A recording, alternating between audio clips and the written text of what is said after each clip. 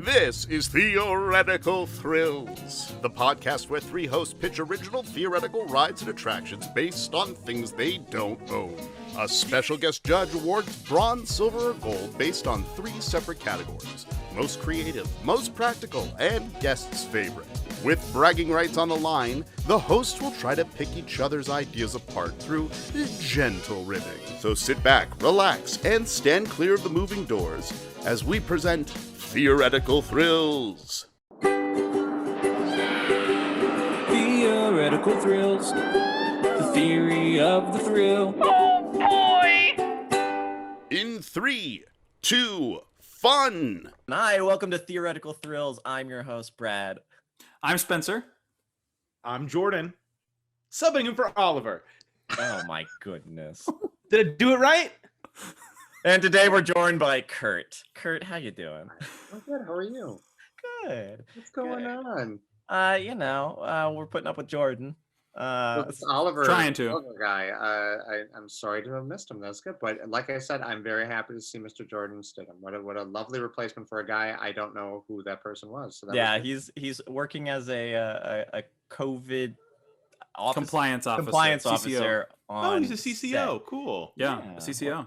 Not a CCO. And also, thank you very much, Kurt. That is high praise coming from you. That I was a passable runner-up for someone you've never met before. I really appreciate that. You were an option. You were an option for sure. So, Kurt, the two questions we always ask. First off, what's your connection with theme parks? theme parks. I moved out from Wisconsin in '98. I was 28 years old. And my first job within the first 6 days that I was out here was doing the Wild West Stunt Show at Universal Studios Hollywood. And I did not make the audition for the English speaking version. So I was this half German, half Polish Wisconsin boy with no Spanish experience doing the audition for the Spanish Wild West show to be Claude, who is sort of like the big sort of dumb brother who only says one word. So in the English version, it was mama. I was like, mama. And then the Spanish word, it was mama. And that was it. That's all I had to do. Otherwise, it was just all physical. It was all just me throwing people over my head, falling down a well, falling through a hole in the roof. It was great. It was a great experience. But other than that, I did the special effects show down the lower lot for however long that was open for, 8 years, 7, 8 years, then a couple years up on top. And then I did New York Cop and New York Windows. And yeah, so I've been there on and off for quite a bit doing that while acting. Right. And so the topic we have today is zombies. You wanted a zombie land theme. I never park. said that. I don't even know why we're doing I mean, this. I had the text message. Okay, Well, yeah, it's not a text message. it's I zombies. think email. It's an email. I love the genre. I love the idea of sort of like how rules have to be rewritten. The good and bad is really a gray area. You can tell why it works on both ends. I love that the fact that you didn't even stick with zombies. You guys just went George Romero, which is also a very specific type of zombie film. We wanted to narrow it down because we wanted to make sure we were all on the same playing field because like you said, there's a lot of different types of zombies, and I didn't want Spencer to come in with some weird zombie thing I've never heard of. And the Apocalypse, which is a musical. Great musical. I love that movie. I love it. I saw it twice in theaters. So we didn't want that. We didn't want that to happen. And this way, George Romero, it's a wide enough. That's the world we're setting in. So it's not. It doesn't specifically have to tie into George Romero, but just so you have an idea of what type of zombies we're setting our zombie land world. The slower zombie. Commentary. Yes. Of how absolutely. So I expect very deep social commentary. I call it zomentary. Nice. Social zomentary. Build in the cricket sound. Do you build that in? Do you put that in after? You know, there's been a lot of those options, and we've never actually put the crickets in. But there's been a lot of opportunity with things that I've said. We usually just cut around it. Holding and just letting you soak in it. I got to make sure there's a long enough pause so we can just cut it out and a nice clean. Let the post magic work. Yeah. Before we started this, we spun the wheel to determine the order. I will be going first in my pitches, followed by Spencer, and then Jordan will be going last. With that said, here, ladies and gentlemen, boys and girls, kids and cadets, here is my 3 pitches. So my first ride is my first attraction is going to be a ride. It's called Extraction. So the whole theme of this ride is this is going to be sort of your entry ride into the park, into the zone. I wanted to have a ride that's going to take you to the other 2 attractions. Now, the way that's going to work is you're going to be sort of in the city. It'll be a city facade. You're going to enter into a warehouse. The warehouse is where the queue is going to be. And the story is you're relocating your colony to a new, safer location outside of the city. So the first part 1, this is a 2-part ride. Part 1, you're going to load into military trucks, like you would see at Kilimanjaro Safaris in Animal Kingdom, or Rhino Rally at Busch Gardens, Tampa. The sort of big trucks, open air truck beds and stuff. So everybody's loading into the back into the truck beds, and then you're going to have a driver. You're going to have a guide who will be able to do the sort of has a loose script to follow, but gets to do some of the improv like you used to see at Jaws with the skippers at Universal and stuff like that. So the whole idea is they're going to take you through the city where you'll get to see zombies sort of attacking and stuff like that. And I want to have live actors doing this, because I think there needs to be more work. If they can have these big Halloween events and bring in all these tons of actors that absolutely love doing that job, then let's give them more opportunity to do it year round.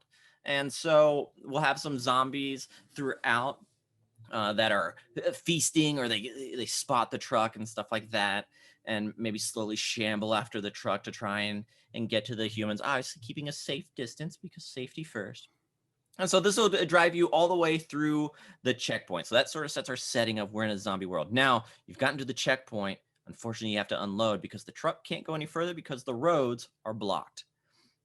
Zombie apocalypse, there's dead cars and stuff all over. You're not going to be able to go. You're going to have to go on foot, which is great. So you're going to be unloaded and armed with laser gun rifles, a la Not Scary Farms zombies. And so you will finish the second half of this attraction will be on foot with a new guide that you've picked up at the checkpoint, who will take this group. We'll have a guide in the front and a guide sort of in the back to sort of keep everybody moving. And you'll go through and you'll get to do the laser tag of shooting the zombies like you do in Not Scary Farm. So this is something that already exists. For those that don't know, Not Scary Farm had a haunted house where you literally just got a laser tag gun and you walk through it and you got to shoot zombies. And your laser tag gun kept score and also had like a life on it, so that your gun would die if you got hit too many times. So that's what I'm taking that, and that's the second half of my ride to get you into the colony. So this is my first attraction called Extraction. Any questions? I mean, yeah, first and second attraction. Yeah. It's one whole attraction. It's a multi-part attraction. How long does that last? Like, is it as long as like the studio tour at Universal? Because I would say, I mean, it's a decent length, 20 minutes. But Star Wars is a long. Galaxy's Edge, that whole like Rise of the Resistance, right? That's a long whole process with multi-steps. This is just a multi-step ride. Can I ask you? You mentioned that this is kind of their way into like the world of the theme park. Do you mean that in a thematic sense, or do you mean that in like the very literal sense, like this is the first thing everyone must go through when they come into the park? I mean both. Okay, so how big are these trucks? It's like the Kilimanjaro safari trucks, or Can you pronounce that one more time for me? Kilimanjaro? You mean Kilimanjaro? Yeah, whatever. Just thought I'd point that out. It ends with an O. Tomato. So it'll have several rows that can sit across. Can I ask for stuff? Can I ask for a few things that like what bounce off my head when I first think about this? Is that okay? Yeah. So first of all, like I love the idea of the terror of actually seeing it near you. I also love that and I know it's kind of walking a little bit into the Walking Dead version of zombies, but the idea if there was a zombie thing on the truck on the way there, that somehow there was a moment where zombies started to break out in the back of the truck while the truck was moving, but you're all seatbelted in, like you can't leave. And then maybe somebody comes through and like to get the zombie off, like has to throw like blood, like fake blood on you, and you just splash and stay still while the zombie walks past you because it smells the smell of the thing. And then when you get off, I love the idea of the rifles because I've been to the Knott's Berry Farm, but maybe you only have a certain amount of ammo, so you could all die if you use up your ammo too quick. Oh, that's fun. You get 30 fires, 30 shots, 30, and then it just locks up. up. And if everybody's out, you got to run, and you're dead. Good luck. Good luck. Like, if you run out and you get killed by a zombie, then you can't enter the park at that point. No, you become a cast member. Yeah. Unpaid. It's the hiring. It's the hiring process. But it's a non-refundable ticket price. But you are now a cast member. They got you. My question is, this is more of a thought. Like, is the idea that you are on the truck heading into the zombie park? Or are you on a truck heading somewhere, thematically heading somewhere else, and then it gets derailed and it runs out of gas, and now you have to walk, and what you're walking through is the zombie park? So this whole attraction is getting you to the colony. Essentially, because when you think of it, cities are always going to be majorly packed with zombies, and so I wanted to have an area where I can still have zombies and zombie experiences, but it's a little more controlled. It doesn't seem like there has to be mass hordes of zombies or stuff like that. And so that's why I want to have this attraction take you outside of the city to the rest of the land. I like the idea. I like the idea that it could be like we're all in a zombie world and you're trying to take us to safety. That is the one. Like even after you purchase your ticket, zombies are just wandering around until you get on the truck, and you're like being ushered in to try to get taken to a safe zone. It's like monorail extreme. Yep. Yeah. So this would be the sort of entry experience into the park, the area. Yep. It's called Extraction. Yeah. Because the irony of it all is people are not getting extracted from the park; they're actually going into the park. So it should be called like the opposite of Extraction. But thematically, that doesn't really fit really well. That doesn't thematically doesn't intrusion. I don't know what the opposite is. The opposite of extraction. I mean, not literally, but intrusion. So that is my first ride attraction called Extraction. My second attraction is a show that will be at this colony area. It's called Survivor's Guide to the Zombie Apocalypse. So this sounds like another zombie area. So we was off limits for this week, but go ahead. You got to listen to what I'm doing here, bub. You got to listen. So Survivor's Guide to the Zombie Apocalypse. So this is going to be a show that mixes humor, real life survival tips, audience participation, like you would see in the special effects show or the horror makeup show at Universal in Orlando. Where you get audience participation. They actually get to try some of these like real life survival tips that, yes, you could use out in the real world, but they'd also be very handy in an apocalypse, a zombie apocalypse. And then the big thing with this is we're going to have some audience death by zombies, because obviously we got to test some of these survival tips out on actual zombies. And the way that is, the audience members that are going to die are going to be plants. So we'll have a couple plants in there to they're going to try. They're going to try. You just gotta ignore it and just keep powering through. They're going to try these survival tips against the actual zombies, fail, then we watch them get essentially killed on stage, special effect wise, and then dealt with. This will allow for some humor and improv, as the hosts are now having to deal with the fact that some of their audience members have died, but they got to keep the show going. And it's just an overall fun show to sort of that sets you in the world of the zombies, It feels sort of like it would be okay, welcome to the colony. Here you go. This is a training session that we're going to go ahead and get started in. Because you got to be able to survive if you're going to be a part of this colony, and you got to be able to help out. So I think this would be a great little thing. So that's Survivor's Guide to the Zombie Apocalypse, my show. Any questions? No, David, that's pumpkins. I'm curious. I really like this idea. I think it lends itself really well to a show. Some might say too well. Yeah. What kind of things? What kind of like survival things would they be teaching? Because my thought is that if someone, are they telling them things that are applicable to other events or experiences they'll find around the park?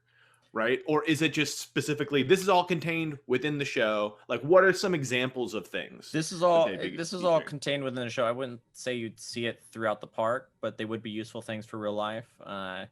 Like how to set a splint, how to actually attack a zombie. Attacking a zombie, the different ways to attack a zombie. This is the part where, of course, we would have someone die because they would not follow the directions properly. They're like, I got this, I can do this. Some big burly guy or something, and fails. But then this would allow us also to have plants like the Indiana Jones show at Universal that are successful in doing more stunt work and stuff like that in attacking these zombies. So it'd be like that. Basic survival skills. Like we'd start off simple and then get into we'd start off simple and like, okay, well, you got to set a splint, or all right, you've been bitten. Now what to do? Well, if you've been bitten, you. Oh, I know. We're gonna. Okay, so there's an undercurrent of we kill our own here. Yeah, that's where the humor is going to come from. Good to know. Really fun to know that the show's going to be as exciting. It's going to be some dive dark into humor. the exciting and entertaining world of splint placing. It's still some family fun. What can you say?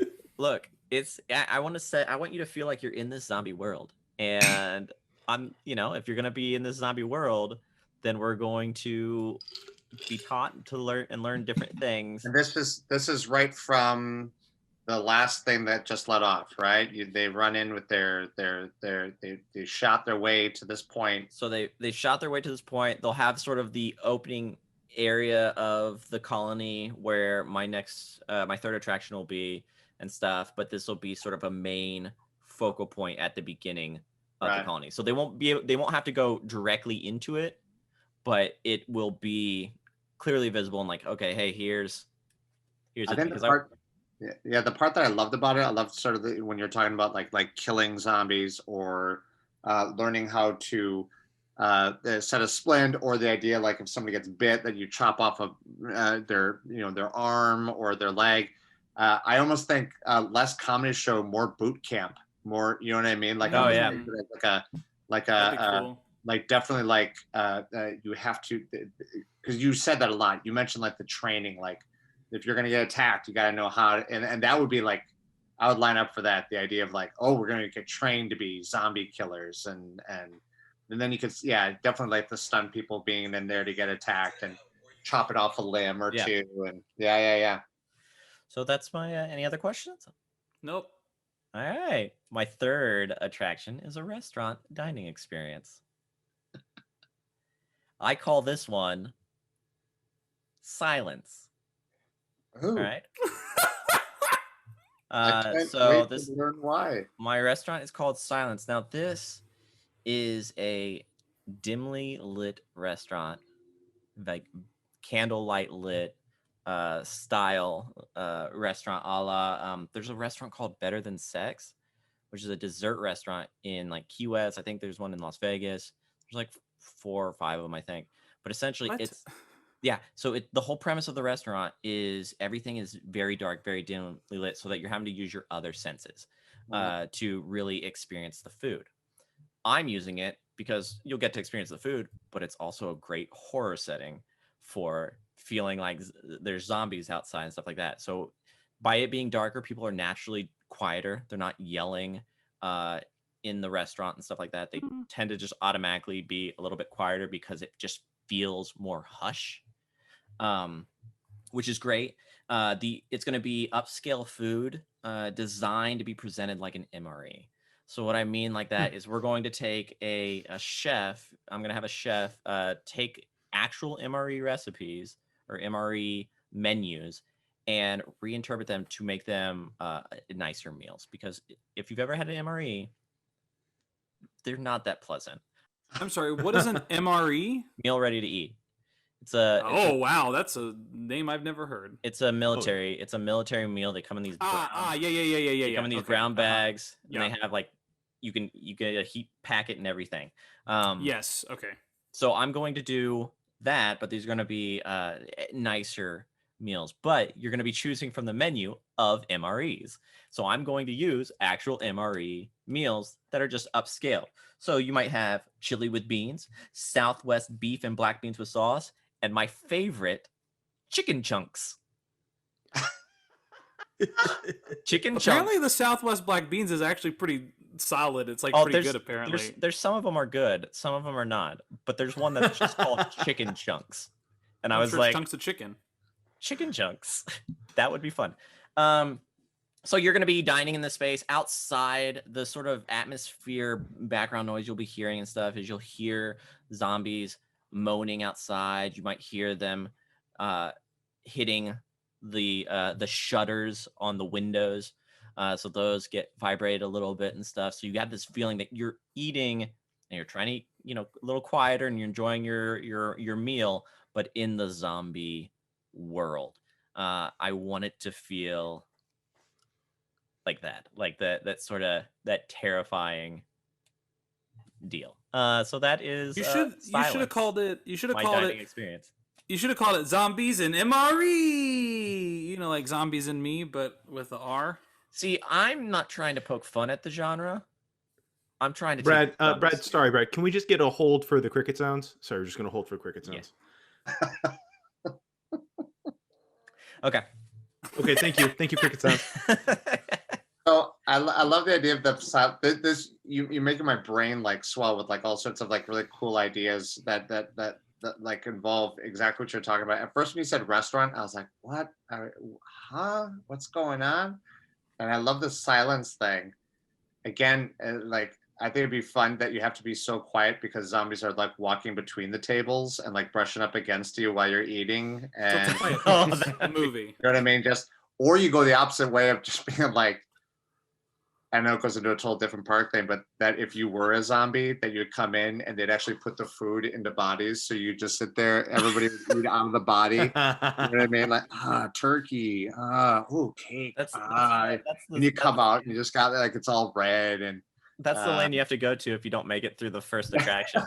Yeah. There's two very different park experiences. It is. Did you survive or not? It's two different restaurants, one on the opposite side. But that's cool. I like that. That's fun. I'm just curious. Call it out. Well, okay. So my main thing here is like it's a very immersive. Like your whole like world is very immersive and thought through. But I'm curious as to how enjoyable this experience would be for someone paying $60 to $100. If literally it's like, well, you're walking in like hot wasteland, and then you're eating rations, even if it's well prepared rations. It's still, I mean, I don't like to. It's well rationed rations. Toot my own horn, but I do know that 90% of a meal is the plating, is the presentation, and if it's all being presented in a very it's 90% now. It used to be 75. It's moved up to 90. Tasted 10. Tasted like 5. I mean, it depends on if it's cooked or raw, because as someone who's food styled, it's 85 or 90 depending on if it's cooked or raw. I think what we got to look at here is my park. It's not going to be your typical. It's a wasteland amusement park. This is a thematic park in the style of like Evermore in Utah. Which Evermore in Utah is a whole theme park based around this sort of magical D&D style land. But they're able to tell stories. They have people that tell stories. You can do little quests and stuff like that, and you exist in their world for it. It's like a more elaborate Ren Fair or something like, like it's like a high like a high level and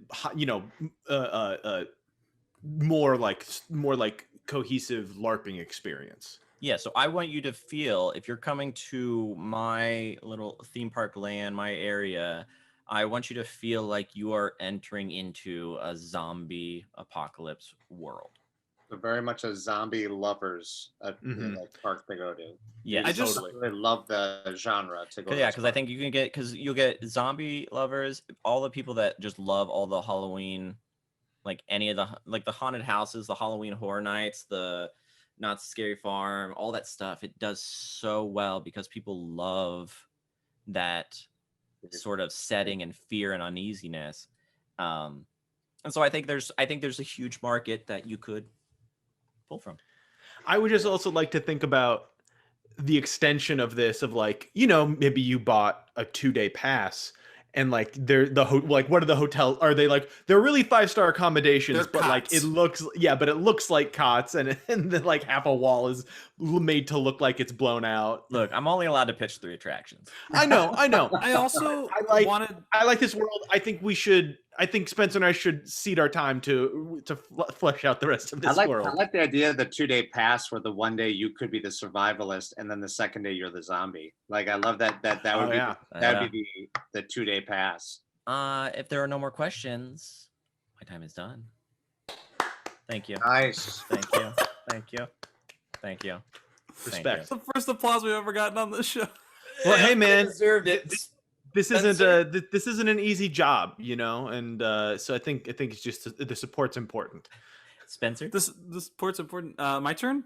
Mm-hmm. Wow, how could I possibly top a show ride in a restaurant with a show ride in a restaurant? Here we go. I'm gonna start. I'm gonna go worst to first, I think, in this case. So it's good.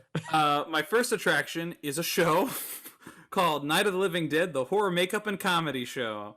It's a little Alfred Hitchcock making of Alfred Hitchcock meets a little Universal horror makeup show. Guests enter a theater which is essentially a replicated farmhouse as in the original movie, and there's a host who welcomes everyone and discusses how the effects in certain zombie movies are made, and there's some improv thrown in as he engages with the audience before the show is interrupted by zombies trying to get into the farmhouse. With a report from WIIC TV Channel 11 News. Jokes and puns aside, the host tries to keep the lights on in the farmhouse and keep everyone safe. Comedy and horror elements ensue. So that's the show. So it's the horror makeup show from Universal Studios, but just zombies. Well, it's zombies, but there's also an interactive element of the zombies trying to get into the farmhouse. Is it interactive or is it just? Yeah. He's like, oh, everyone, stay away from the doors, get away from the doors. Whatever. Wait, so are they standing or are they sitting in the theater? You're like sitting in the farmhouse, but then you move around. Who's going near the doors? I don't know. People are weird. They'll do what they want. The zombie lovers are weird. There's someone banging on the doors. Everybody just stay. Don't go near the doors. Because I think part of what it could be. So there would be like the MC would have to be the last person in the barn. Is that right? Like just waiting for like the last 5 people in line, get a signal from the stage manager, just be like, get in, they're almost here. No, it doesn't start out with the zombies at all. No, it's like just you come in for a show, and then at one point the zombies. It's like, whoa, did you hear that? I think we'll be okay. Oh no, the zombies have attacked everyone. Oh, watch your backs. Oh, people aren't like really going anywhere. Have you considered just telling the zombies when the other show times are, so they can wait their turn? Because they clearly just want to see the show, right? How are we made? It's a hot ticket.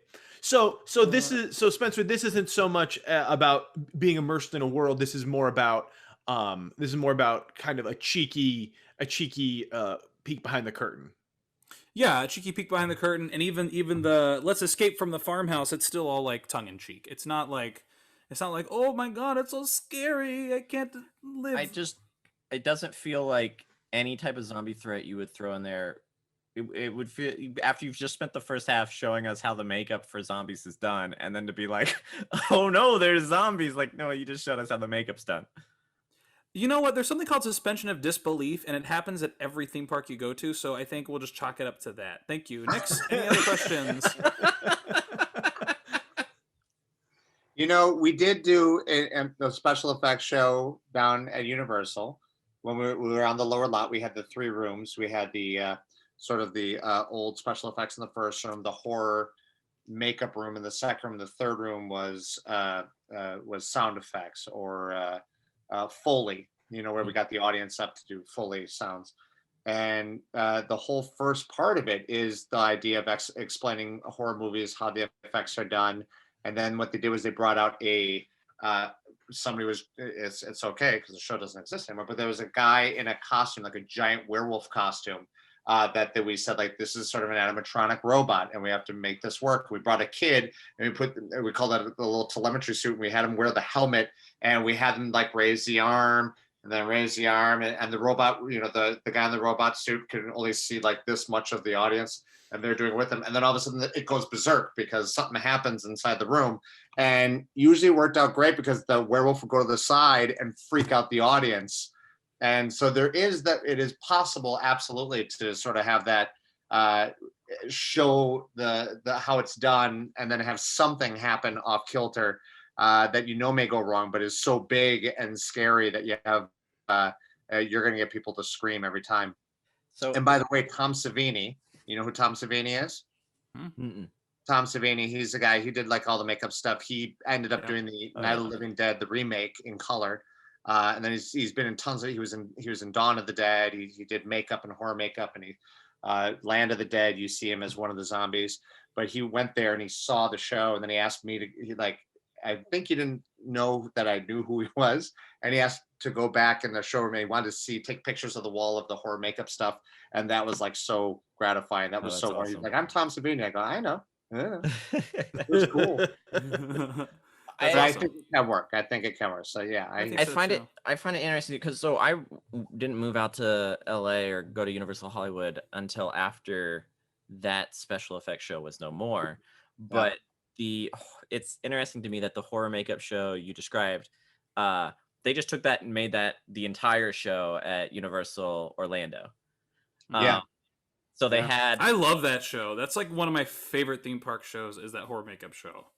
Well, and they had the knife cut, the arm. The knife. They had the knife cut, and they had it. They've got that animatronic, the robot thing too. Yeah, they had it as a Chucky doll for a while. Yeah, it was a Halloween Mike Myers. It was once. Yeah, and he shows up. He shows up at the end when the Foley room. We send an audience volunteer to do the sound effects, the final scream, and you only see a shadowed image of the volunteer, and you hopefully find somebody that kind of looks like the shadow figure in the silhouette, and they're screaming. They're going ah, and then you see a silhouette of the wolf again in the Foley thing, and you just see the person rambling, and you know what I mean. So it's just like a nice way to cap the show at the very end. You know, that's fun. Nice, good times. All right, Spencer, what's idea number 2? So idea number 2, I was thinking about it, also involving food, because there's a great opportunity, right? Because what do zombies want? Brains, right?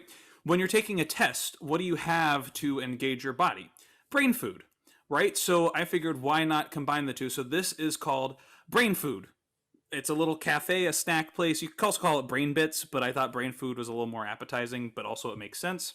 It's a small cafe featuring some of the most brain health-inspired foods with, of course, undead-based puns, including Night of the Nom Nom Nuts and Seeds plate, Rob's Zomberries and Cream, George A. Romero, a.k.a. GAR, G-A-R, which is greens, avocado, and grains, rice brown grains.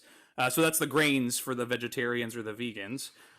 Big Daddy's Blackcurrant Dark Chocolate, and the Cooper's Cannibalistic Coffee, among other items. But it's a little quick snack cafe. You have bigger foods if you want to have like a more hearty meal, but you can also just grab and go. But it's brain food. And also, these are all foods that are the most brain active, brain engaging snacks and foods. Okay. Anybody else want to say anything first? No notes. No, here's my thing. I love a good pun. I will be the first to say I love a good pun, and the GAR, the George A. Romero, the GAR, I that tickled me. That really tickled me. Brad, you want to rain on this parade? Yeah, I want to rain on this parade. He always does. I think my concern is that If it's not broke, don't fix it, though. what thematically, what are you going for in this land? Zombies. This is a land of zombies. So what do zombies eat but brains? Like a parody of zombies. Okay, we didn't say it had to be like Scary Park. It just has to be zombie themed. And we did say George Romero. Have you seen a George A. Romero movie in the 2000s? Because the 1968 Night of the Living Dead is not a scary movie in 2021. Let me tell you. What'd you say? Which one? Night of the Living Dead. The original? The 1968 version is not like a scary movie in 2021. I think you just lost Spencer. Shame on you. Shame on you. Most of his movies, Diary of the Dead, Survival of the Dead, that's where it kind of goes off the rails. But Night of the Living Dead. Yeah, is that the one? Is that the one where they're like making a movie? Diary of the Dead is all like videotape. It's all sort of social commentary on about like how we're using cameras and phones and all that stuff as far as to film. I still love Night of the Living Dead. I think it's so good. Oh, I think it's a great movie. I think it's the idea of just that whole idea of being trapped and nowhere to go and being stuck with people that you don't necessarily want to be stuck with. But I hear you. I hear what you're saying. I think it feels very much like Carnival of Souls. Like that's where I feel like it's like this like is it scary? Is it not? It's like this weird like aesthetic 1960s movie. I mean, they're both 1960. They're both out of public in public domain because of their copyright issues, and they're both from the 60s. So, but yeah, that's I guess where I'm at with that. I like that. I like the cart. I like the cart idea, but I also want to go to that side of like if you're gonna do the cart with just food that's just named goofy. I almost want to see like like they have the giant turkey legs at Universal. Yeah. I want to see like you give an arm to somebody that you would have to chew the meat off of, like something like that to walk around the park with would just be so horrifying and funny and disgusting and great and wonderful. Well, I didn't have time to list all of the food items that are. Okay. We have time. We can number 17 on the food list. Yeah, I named 5. I had 5 pretty solid ones. What pun was the arm one gonna get? Just hanging around. Stay out of arm's way. Yeah, that's a good one. No, but Army of the Dead. That's a different franchise entirely. Army Hammer, real life zombie. Oh yeah, cannibal. Yeah. Anyways, okay. My third attraction. That was 1 and 2. Now this is the big one because you said you went from worst to first. I said. Where's the first?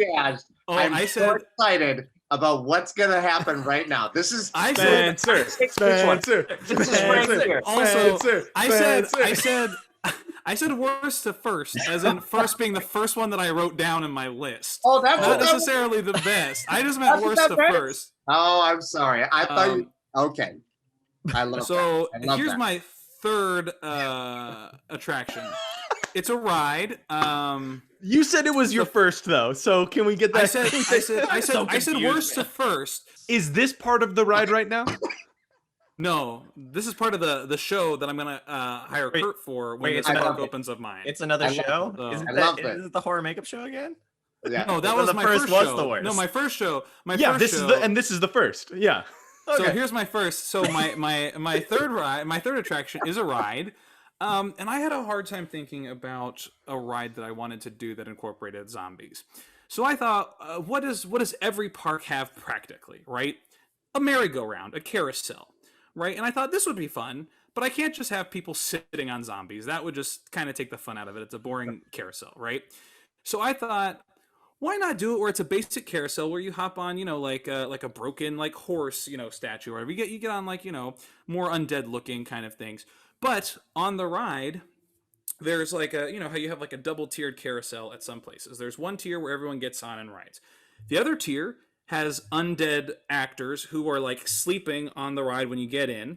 And as the ride goes, they actually are waking up and they try to catch you on the carousel because they're on the other one rotating. Like a carousel bar that rotates the bar and you kind of rotate it around. It's kind of like that idea.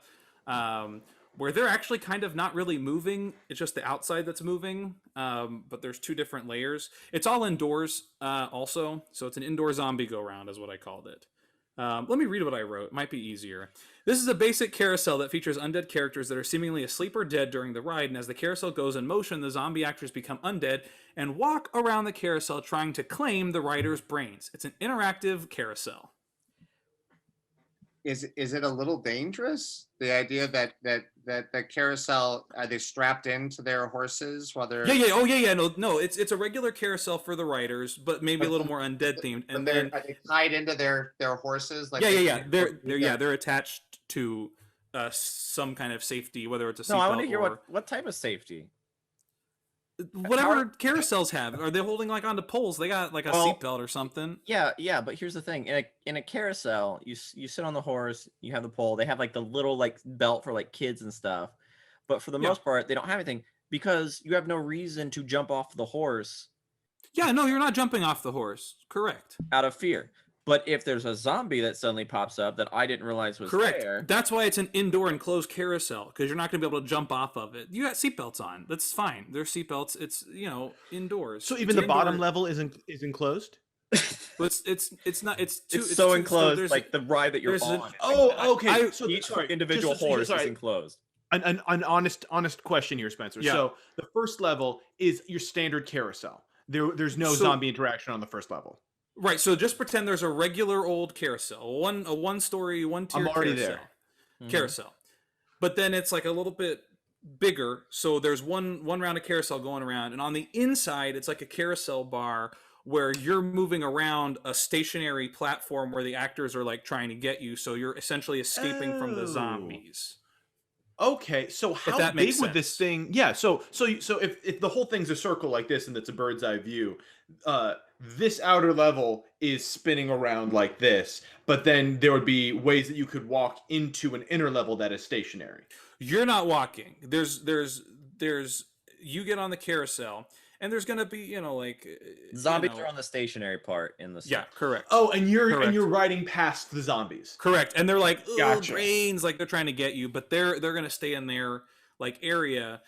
But I also was playing around with the idea of it being like you see them like behind a plexiglass or something, and then as the carousel goes, the plexiglass comes down, and it's like as if you're in danger now, but the actors are staying in the stationary platform. They're not crossing into the actual so it's like a escape from the zombies kind of situation. Which brings us back to Kurt's question: safety. Yeah, the actors have seatbelts on. I'm not talking about the actors. I'm talking about the riders. I mean the riders have seatbelts on. The actors are totally safe. Yeah. So everyone's union. So the writers have seatbelts on, and the actors. I think what you do is, I think in order, just like with everything we've talked about, like I think the thing would be, maybe it wouldn't be your normal jump on a horse and enjoy. Maybe it's like you have like parts of Jeeps or parts of trucks, and you actually sit in, and you're harnessed. You got like a 3-part harness, and maybe it does go a little faster, which would be kind of fun. Yeah, that'd be fun. You kind of feel it, and then when the zombies come up, you can't get out. Like you struggle, and they're at you, and their arms are coming in, blood's flying in your face.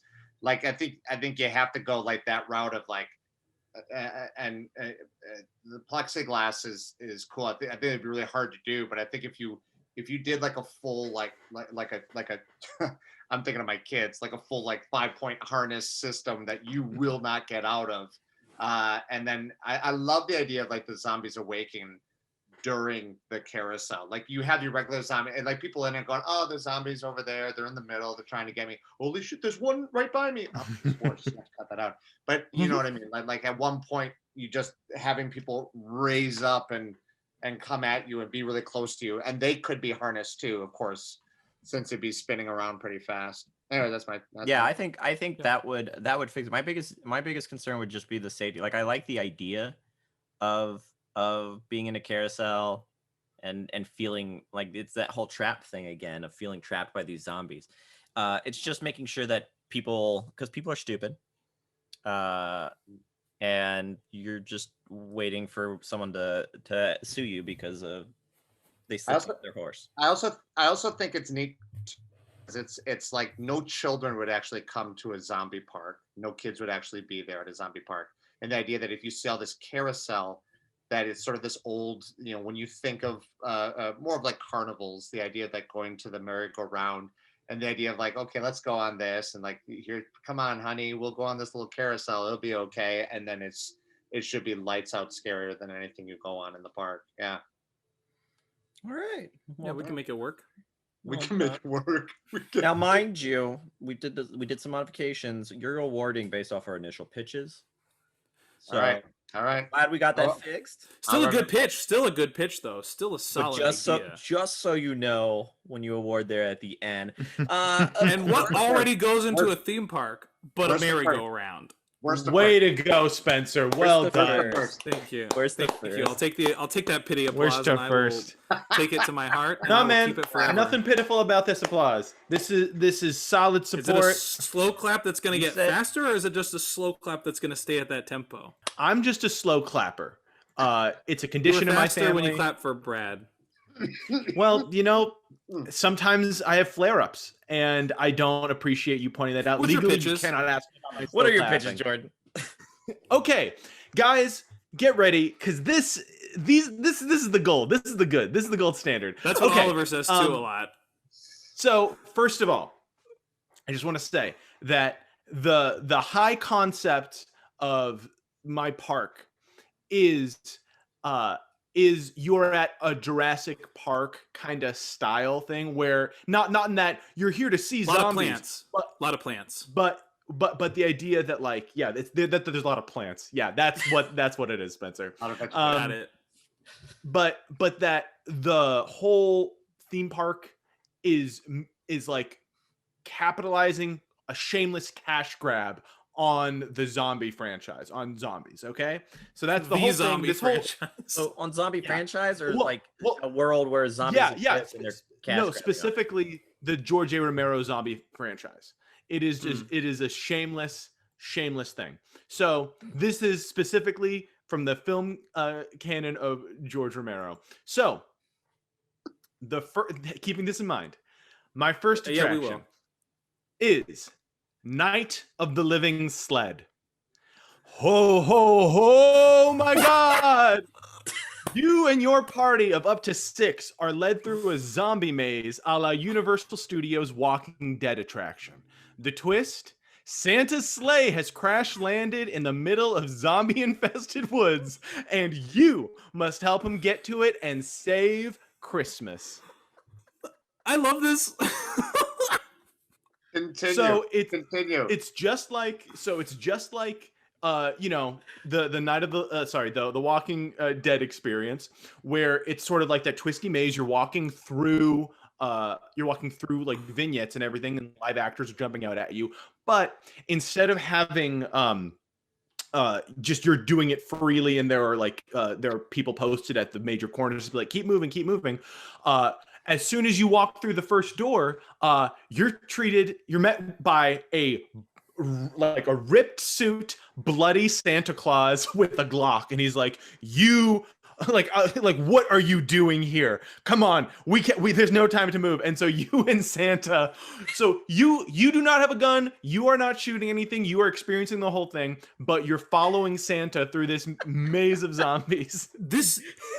This makes me feel. First of all, I think Glocks are not allowed to be sold anymore. But second of all, this makes me think of Samuel Bick from Assassins. That's your big concern. That's a really good point. Good note. From Assassins, Samuel Bick, he dresses up as like Santa, and he's like, "Yeah, I murdered or whoever he murdered or tried to murder or whatever."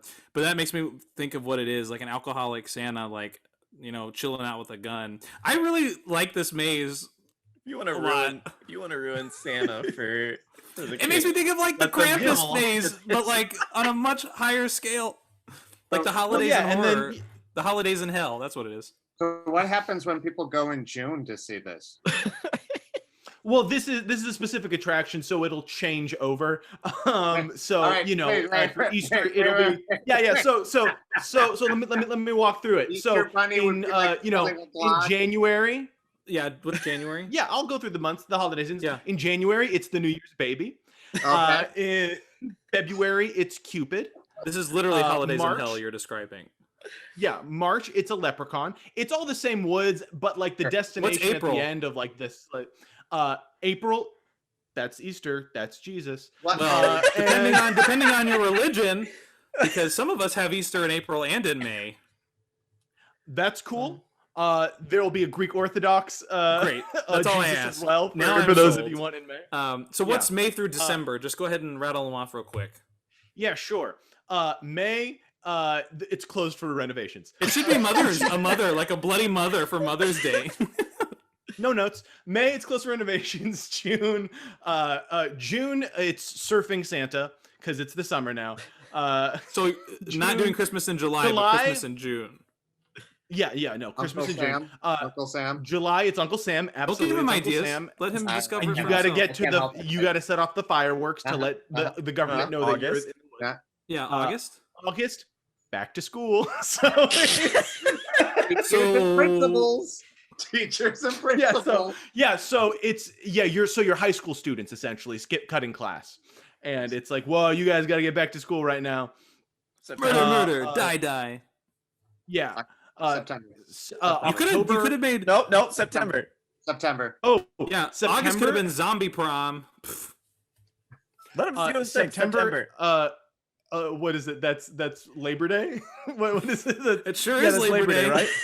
Yeah. So a union leader was leading you through the, and he's trying to unionize the working force, and then October it's it's actually Dracula. November it's a pilgrim, but he dies halfway through, and a Native American has to take you the rest of the way. Okay. And Okay. October. So then December, you're back to Santa. Yeah. Okay. Yeah. So this is the holidays in hell maze, but just like a longer version and switching out every month, as opposed to just putting them all into one maze in October, which was genius. I love that maze. I did it like 40 times. You could change the name to Night of the Living ... and then and see what happens with whatever month you're in too. So that's kind of nice. That's good. That's a good. Is there anything at the Night end? of the Living... At the end, when you get there to the fun, when Santa takes his Glock and guides you through the zombie maze, what are they going towards then? Night of the Living Holiday. Yeah. So that's good. Yeah. You're welcome. I'm stealing that. That's officially the pitch now. So you can't change it. No. So the final set piece that you're getting to is the sled. I'm going to stick with Christmas for this one. Okay. Is the sled. So you're in a clearing in the woods, and it's fun. You'll turn the corner and you'll see Santa kind of get in the sled with a animatronic reindeer there. And as all the reindeer will have survived. No, not all the reindeer have survived. There are very clearly empty slots. Which of the reindeer survived? Can you list them in alphabetical order, please? I can't list them in alphabetical Which order ones you killing because but definitely Prancer's dead. Why? And because he thought he was better than the zombies. He thought he could do it without his friends. So that is Night of the Living Sled. All right. Okay. I love it. Night of the Living Holiday is. I love it. I love it a lot. Right. It's like my favorite pitch ever. Second pitch. Second pitch. Jordan, it's my favorite pitch you've ever done. It's my favorite pitch you've ever done. I appreciate that. Yeah. Should I just retire now? Yeah. Okay. If you like the Living Sled, Night of Living Sled, just wait until you eat at Flan of the Dead, a Tex-Mex style restaurant. What? Where you can eat like a zombie king.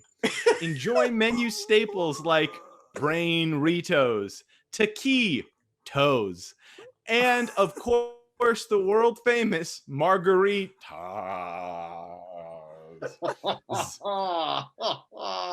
Delivers everything.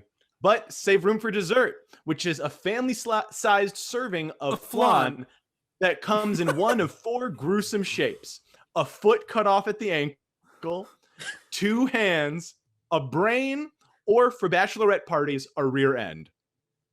Nice. Or it could have been a heart too. Oh, a human heart. Yeah, no, that might have been a good option. Just let you know. I think this lets you know the prep work I put in. That is Flan of the Living Dead. No, it was The text Flan of next the Dead, and then he changed it to Flan of the Oh, Living sorry. Dead. No, it's just Flan of the Dead. Sorry, I was looking Flan at the of the notes Dead. for the other one. How about Doritos and Cheetos and Fritos? Fritos. You can get Fritos, Yeah. Fritos with any meal, Oh, that'd be with good. any purchase. Making a note of that. I So want you can reference 20%. back to this when you go to the actual pitch meeting. This is just I'm getting notes on the pitches because I got real people with real money looking at these rides, guys. Third attraction. The third attraction. Okay, based on George Romero's cult hit The Crazies, here comes The Quazies. The park's darker rides can be a little too intense for the little ones, so drop them off at The Quazies. Your little tots aged 4 to 10 will be left supervised in a highly padded play zone where they can run, bounce, slide, and just go crazy. I'm sorry. You said your tots aged 4 to 10. How old do you think a toddler is? Oh, yeah, I guess that's what tots is short for, huh? Yeah, well, not necessarily I don't know why we call them tots. It's like a toddler, but yeah, a 10-year-old would not consider a tot. Also, a 10-year-old would not want to be dropped off at a play place if they're at a theme park. Here's the thing, man. Maybe a more sensitive 10-year-old. Yes, here's the thing. Because, maybe you're a zombie fan who can't afford to leave their kids at home. You got to take them with you. But the whole park's not for them. There's some scary stuff out there. And so you're going to throw them into a completely full of sensory-based elements and overstimulate their minds. Well, they're going to be supervised. And yeah, it's all padded. So, Explain the whole garb from head to toe for these kids. Yeah, is it just 4 walls or what? Oh, yeah. What are they wearing? So they get checked in. Are they in straight jackets? What are they wearing? No. The whole point is that it's based on The Crazies, where like a gas is forcing people to go crazy, right? And go be a little murderous. So that's why they're going to be really marshmallow padded up, right? Like you see on the padded sumo wrestling thing. Yeah, the wrestling things. Yeah, like the suit that they wear when they're training dogs to attack. They can collide into each other and they won't hurt, right? Precisely. And then even when they fall down, the ground is nice and padded, and so there's really very. Is someone gonna be there to pick them back up? Because I feel like no. This is what it makes you think of. No. You play one song in this room, and supervised. It's I get knocked down, but I get up again. You're never gonna keep me down. A Christmas Story, when the little kids all dressed up. I gotta tell you, having kids that are the right age for this, I think my kids would love it, and we would love it too. It'd be the one thing you would do actually at the end of the day, so you could get the kids to sleep a lot easier. Is just spend 30 minutes in the Quazies and knock yourself out, and then they're asleep on the ride home. Literally knocked out. What is the staff to kid ratio here? The staff to kid ratio, admittedly, it's not great. There's one staff member in the entirety of the place. Look, for there's about 3 shifts a day, right? You got about 10 staff members for the first shift. You've got 15 staff members for the midday shift, and it goes back down to 10 for the evening shift. I see a lot of possible lawsuits. I see. Real quick question. Since we're doing George A. Romero's Zombieland, can you explain how the Quazies ties into zombies for me? Well, it's not a zombie land. It's more like George A. Romero land. So it doesn't. Got it. Great. Yeah. So it doesn't. No. But crazy. Did you watch the Crazies? Have you seen the Crazies? I've seen the remake. Gosh, the remake. Yeah, when I was in college. So there is a zombie element to it. A living dead like a poison that I guess I kind of see that. Loosely based. Romero. Yeah, I think it's tied in. Yeah, but I hear you. I hear what you're saying. question. But you guys made the label George A. Romero. So and Brad made the label George A. Romero. Well, Zombies. The Well, it title was- that I even saw when I checked down was George A. Romero Zombies. Slash which that's Zombies. Spencer put in the Zoom chat. My question, I guess, going back to your padded armor for the kids, how do you keep them from overheating? And what do you do about bathroom breaks? They can just go in the suit. Yeah. The suits are disposable. Yeah, that's more cost efficient. That's cost efficient for sure. Heavily padded. You heard it here, folks. Mm-hmm. Do they get to take home their outfits then, if that's the case? Do they just? No, because there are some chemicals in the suits that need to be disposed of properly. So you put it in the Sharps disposal. Yeah. Okay. Deal. Oh my gosh. All right. Let's recap our pitches in order that we pitched them so that Kurt has them one final time before we go into the awards. So I had my first ride was Extraction, which was my part Jeep, part walking experience. Then I had Survivor's Guide to the Zombie Apocalypse Show and Silence, my dining experience. And I had Night of the Living Dead horror makeup and comedy show with a starring role for Kurt. I had Brain Food, the cafe with all the clever puns. And I also had the indoor zombie go around, which with a couple of adjustments could be a fun adventure. And Jordan? And I had the three legendary pitches of the Night of the Living Sled, Help Santa Save Christmas Zombie Maze, Flan of the Dead, the Tex-Mex style restaurant where you can eat like a zombie king, and the Child's Playroom, the Quasies. Can I ask a question? One more question to Jordan. Did you come up with the names before you came up with the actual rides and attractions? Did you sit there and look at some of the names? They just went, "That's funny. That's fine. I'll figure out how it fits together." That is none of your business. And yes. Great. So now, Kurt, it is up to you to award some medals in Good three luck. categories. Spencer, what are those three categories? Those three categories are practicality, which is something that, could just feasibly be in a theme park today. Creativity, which is just something that, is creative. And guest favorite, which, Kurt, these are the attractions or the rides that tickled your funny bone, wowed your woo-ha's, whatever goes in this situation. Whatever goes here. Anything goes, like the old classic musical. I don't like talking about my woo-ha's, but yes, I like this. This is good. This is good. These are all three very. I try to do a new one each week. I like it. All right. So we'll start with practicality, bronze. Guys, this is tough. You gave a lot of ideas. And they're flying around in my head. They're going bouncing around. Just So, like the kids in the Quasies. That's right. I would say for the bronze, one of the very practical ideas was Brain Food Cafe. Brain Food Cafe, I mean, come on, it's nice and easy. I thought that was, you could see that in a park. You probably do see it at Halloween Horror Nights. It's probably there. You know what I mean? That's awesome. That's a nice, easy thing to see in your theme park. Silver. Now, see, there was a couple things where I was kind of like, wait a minute, you guys took a little bit of a ride from another park and you kind of made it your own. And both, like Jordan and Brad both had that with Extraction and Night of the Living Sled. You guys said it's this a thing from Knott's Berry Farm and this thing from Universal, right? But I think Extraction will get the silver in this one because I like the idea of it. I thought that's a lot of fun. That is a lot of fun to do. I think that was great.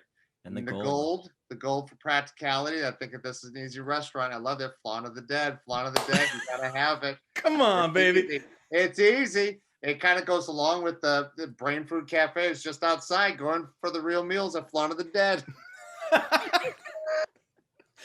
I thought that was good. I thought those were simple things to do. Those are easy things to see. And again, I love the idea that the dessert at the end would be and you could see it shaped as some grotesque thing from a zombie movie. All right, so bronze for Spencer, silver for myself, and Jordan earns the gold.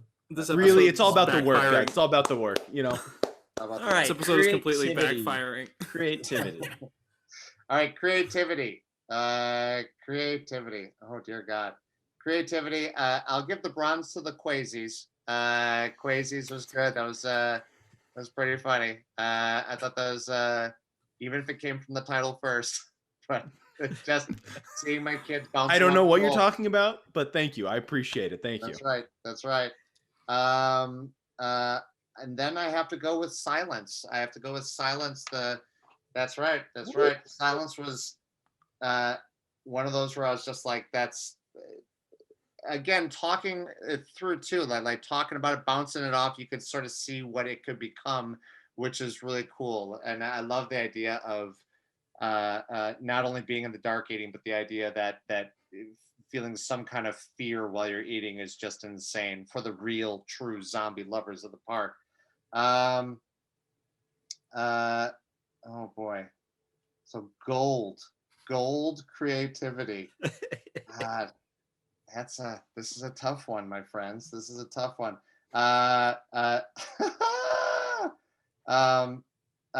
You know what? I did it again. I did put Flawn of the Dead. I did put Flawn of the Dead for the gold. Sorry. This thing is good. Think it's funny. I go for the dessert myself and then go home. I would do that.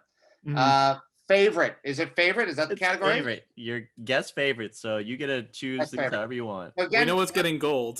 now the favorite thing, the favorite element, the thing that I like the most is the stuff that we've kind of talked through. And I know that you said, like, just think of the original pitch.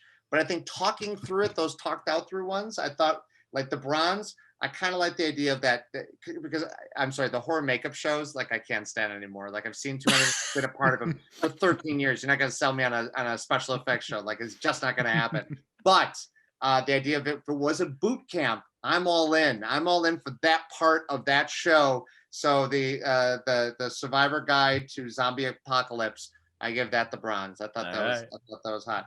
And then the silver, and I'm sorry, silver was. This is close, but again, it knocked a little bit because it was off some Night of the Living Sled. I'm sorry, silver, Night of the Living Sled. It was so funny, but I would like to see every month. Again, we talked about it. We talked it through to make it something really special, other than the regular Walking Dead. Which, by the way, I did the cue lines at Universal in Walking Dead, where I had to play one of the saviors. And where I had to just yell at people just before they went into the walkthrough. I had to just I would scare them. I would be speaking in front of the crowd to get them in there. And every night I'd have to like put on makeup. And it was actually the night that I started was the night that first Negan episode of Walking Dead where he takes his bat and he kills Glenn and the big the military guy, the mustache, the red-haired guy, right? Red-haired guy, yeah. And I saw that in a room with a bunch of people dressed as zombies. And it was the weirdest thing ever watching that episode. Okay. And then for the gold, it's probably my favorite after working through it, because it wasn't the original, is the carousel. Carousel, you win at creativity. Right. I thought I could see it happen once we talked it through, the 5-part harness. The GP's going faster than he would normally go. I could see a date going on that, and then the freaking out at the both of them crying at the end. So there you have it. There it is. There's my. That was See, that was a faster applause too. There, I'm sorry, to be suspicious here. Yeah, because I've been resting my hands. Geez. And you didn't rest it during my whole jibber jabber during my pitches, because that was a pretty long time. His hands were tired at that point. They were very tired. God, it's really not cool to bring stuff like that up in front of a whole audience, Spencer. Well, Jordan, we can do this off mic. We brought you on to. Should we talk about my partial blindness? Want to talk about that or what? I got partial blindness too. I'm with you, Spencer. So come on now. Jordan, we brought you on to hurt Oliver's score, and then you brought Flawn of the Dead. So thanks for that. You like doubled his where he is. He's now in the lead by a lot. I apologize to you guys and to Oliver. We did it, man. We did it. Let's go. So Kurt, thank you so much for being a guest on our podcast on Theoretical Thrills here. Do you have anything that you would like to pitch or say before we say goodbye? Thanks for being near me during this time of pandemic times. It was nice. It was a nice breakup with everything going on. We actually just moved. We're out in Oak Park right now, so we moved away from the Van Nuys area, and we're loving it. And our kids are loving it. I'm able to walk my kids to school. But other than that, I'm auditioning from one of the rooms. You can see my stuff at kurtactor.com, and that's where everything that I've been doing lately shows up. So that's it. Just want to make sure it's Kurt with a K and not like you're a Kurt actor. Right. Like you're a Kurt actor. kurtactor.com. Got it. Because I'm an actor, and my name's Kurt. I get a lot of bounce back with mine because of my last name. People can't spell it right, so people never can find my website. Your website's theoreticalthrills.com. Thank you. SpencerFrankeberger.com. Surprisingly, people don't know how to spell theoretical either, I discovered. It's a tricky word. If you type in kurtscholler.com, you'll there's a person who apparently just gives massages that is named Kurt Scholler, and he has that domain. All right, so check him out. Check out kurtscholler.com. LMT. kurtscholler.com. If you're hearing this right now, we need a sponsor. Hi. We will take the sponsor, the massage sponsor. Even like just the massage would be fine. It could be a doctor. I don't know, because that could be related. Let's just say he's a doctor. I have we'll no say idea. he's licensed. He's a licensed professional. He does of some kind. Check out kurtscholler.com. Way more professional. All right. Well, thank you so much. I've been Brad. I'm Spencer. I'm Jordan. That's been Kurt. Bye. Bye. Did you enjoy the episode you just watched? Feel free to like, subscribe, and share. And if you have an interpretation of an idea based on the theme of the week, feel free to tag us on social media with #TheoreticalThrills, and we may feature your ride and attraction on the show. Theoretical Thrills, the theory of the thrill.